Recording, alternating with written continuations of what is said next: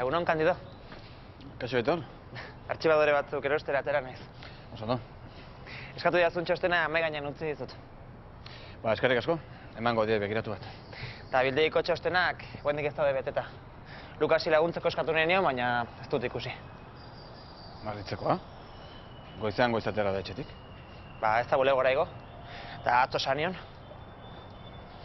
Bueno, atxurikoa eta gero Euskal Hernonden burua.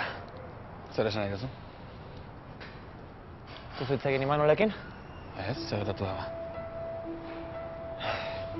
Ez dakit nik esan beharko nizuken. Agian Lukasek bera kontatu beharko lizuke hori.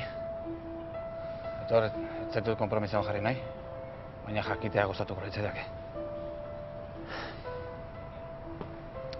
Aurrekoan Imanolek atxuritik bota zuen Lukas. Edan da zegoen eta bezero bat zerikatu zuen honbait. Eta kontua ez da hor bukatzen. Zeba? Imanoli autoko gurpila zulatu dizkiote. Eta jendeak Lukas izan dela uste du. Falta zen. Bueno, zurrumurro baina ez dira, eta badakizu, horrelakoetan onena kasurik ez egitea. Lukas odol beroa da, baina tontua ez.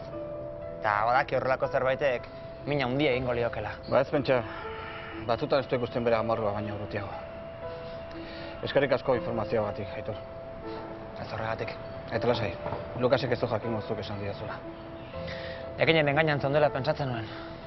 Ba ez, nekin ezer. Tira, bulegora noa, durantxarte. Agur.